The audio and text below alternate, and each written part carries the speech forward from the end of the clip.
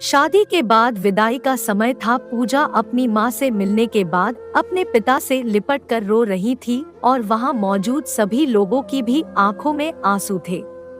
उस समय पूजा ने घूंघट निकाला हुआ था और अब उसका विदा होकर ससुराल जाने का समय हो गया था। तो जैसे ही पूजा रोती हुई कार में बैठने लगी, तभी उसकी छोटी बहन रोती हुई उससे दोबारा लिपट कर रोने लगी। तभी गाड़ी के पास खड़े पूजा के पति अविनाश से उसका दोस्त दिनेश कहता है, अरे यार अविनाश, यहाँ से घर पहुँचते ही सबसे पहले होटल अमृतबाग पहुँचकर एक बढ़िया सा खाना खाएंगे, क्योंकि यहाँ तेरे ससुराल में तो एकदम घटिया खाना था। ऐसा खाना तो हमारे यहाँ कुत्तों को भी नहीं खिलाते। तभी साथ ही खड़े अविनाश के छोटे भाई ने भी कहा, हाँ यार, यहाँ का खाना तो एकदम बकवास था और रस मलाई में तो रस ही नहीं था। ये कहते हुए वो तीनों ही जोर जोर से हंस रहे थे। तभी पूजा के पति अविनाश ने भी अपने ससुराल वालों की मजाक उड़ाते हुए कहा कि हाँ यार, मैंने भी मजबूरी में ही यहाँ का खाना खा लिया, वरना मैं तो ऐसे खाने को तो हाथ भी नहीं लगाता। और अब पक्का हम तीनों घर पहुँचते ही होटल अमृतबाग का खाना खाएंगे। अपने पति के मुंह से ऐसी ऐसी बातें सुनकर पूजा कार में बैठती बैठती रुक गई और उसने गुस्से में सबके सामने अपना घूंघट हटाते हुए कार के दरवाजे को जोर से बंद किया और आंखों में आंसू लिए पूजा अपने पिताजी के पास चली गई और उनका हाथ पकड़कर उनसे ये कहा कि पिताजी, मैं ससुराल नहीं जाऊंगी, मुझे ये रिश्ता बिल्कुल मंजूर नहीं है। ये बात पूजा ने इतनी जोर से कही कि सब लोग उसकी बात सुनकर हक्के बक्के रह गए। सब लोग पूजा के नजदीक आ गए और पूजा के ससुराल वालों पर तो जैसे पहाड़ ही टूट पड़ा हो। वजह क्या थी ये किसी को भी समझ नहीं आ रहा था। तभी पूजा के ससुर राधेश्याम जी ने आगे बढ़कर पूजा से पूछा कि बेटी, बात क्या है? तुम अचानक ही शादी होने के बाद अपनी विदाई होने के समय यूं शादी को नामंजूर कर रही हो। तभी पूजा कुछ देर चुप रहने के बाद अपनी आंखों में आंसू लिए अपने ससुर से बोली कि बाबूजी, आपको पता है, मेरे माता पिता ने अपने सभी सपनों को मारकर हम सभी बहनों को इतना पढ़ाया लिखाया और काबिल बनाया, और आप जानते हैं कि एक बाप के लिए उसकी बेटी क्या मायने रखती है। वैसे आप और आपका बेटा कभी नहीं जान सकते, क्योंकि बाबूजी आपके घर में तो कोई बेटी है ही नहीं।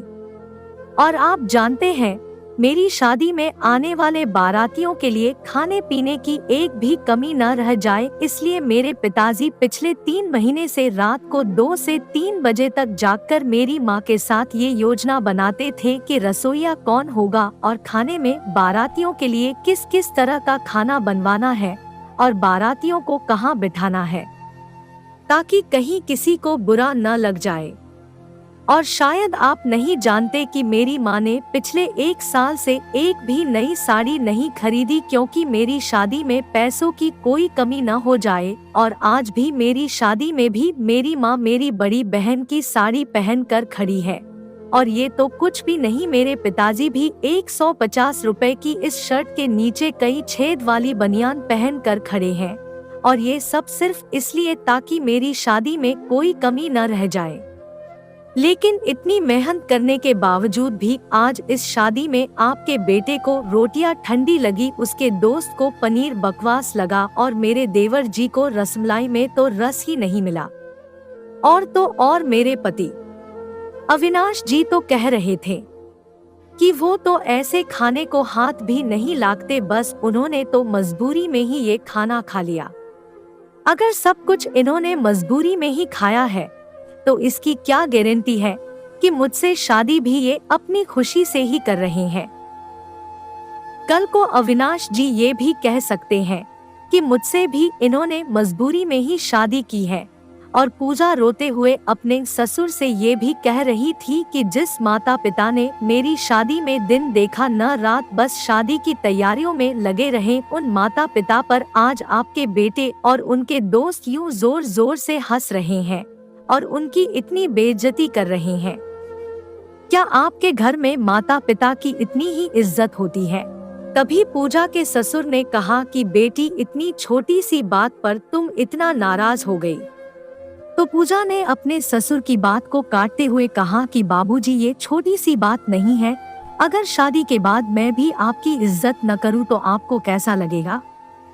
ये सुनते ही पूजा के ससुर ने शर्म के मारे अपनी आंखें नीची कर ली। तभी पूजा ने कहा, लेकिन बाबूजी आप चिंता न करिए, हमारे अंदर हमारे अच्छे माता पिता के संस्कार हैं। किसी की बेइज्जती करना ये सब हमारे माता पिता ने हमें कभी सिखाया ही नहीं है।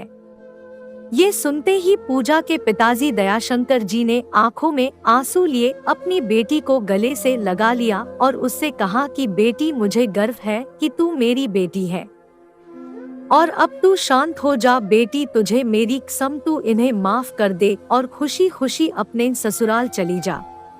तभी पूजा का पति अविनाश भी पूजा के पिताजी और पूजा से हाथ जोड़कर माफी मांगता है और ये कहता है कि बाबूजी, मुझे माफ कर दो, सारी गलती मेरी ही है, लेकिन आज आपकी बेटी ने मुझे एक पिता की इज्जत करना सिखा दिया और आज के बाद मैं हर किसी के माता पिता हमेशा इज्जत करूंगा। उसी वक्त पूजा के ससुर राधेश्याम जी भी आगे आकर अपनी बहू पूजा के सर पर हाथ रखकर कहते हैं कि मैं तो बहू लेने आया था, लेकिन ईश्वर बहुत कृपालु है, उसने मुझे बहू के रूप में एक बेटी दे दी और वो भी इतने अच्छे संस्कार वाली, जो कि माता पिता का भी इतना सम्मान करती है। और अब बेटी, मेरे कहने से इन नालायकों को भी माफ कर दे, मैं हाथ जोड़ता हूँ तेरे सामने। तभी पूजा अपने ससुर जी के दोनों हाथों को पकड़ लेती है और कहती है कि नहीं बाबूजी, आप मेरे पिता के समान हैं, कृपया आप मेरे सामने हाथ मत जोड़िए। तभी पूजा के पिताजी दयाशंकर जी भी कहते कि समधी जी, आप मेरी बेटी के सामने हाथ जोड़कर कृपया हमें शर्मिंदा मत कीजिए। मेरी तो आपसे बस इतनी ही प्रार्थना है कि हमेशा आप मेरी बेटी को अपनी ही बेटी समझना और इससे कभी कोई गलती हो जाए तो इसे माफ कर देना। तो राधेश्याम जी ने अपने समधी दयाशंकर जी का हौसला बढ़ाते हुए कहा कि आप बिल्कुल चिंता मत करिए, बल्कि अब तो पूजा बेटी ही हमारे पूरे घर को संभालेगी और अब ये ही हमारे घर की लक्ष्मी है।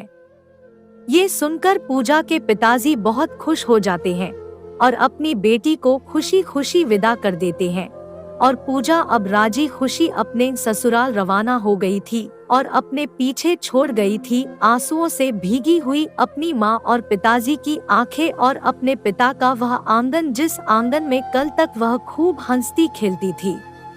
आज से इस आंगन की चिड़िया उड़ गई थी किसी दूर प्रदेश में। तो दोस्तों, बेटी माँ बाप का अभिमान व एक अनमोल धन होता है और दोस्तों, अपनी छाती पर पत्थर रखकर वो अपनी प्यारी बेटी और अपने जिगर के टुकड़े को उसकी शादी करके उसे विदा करता है।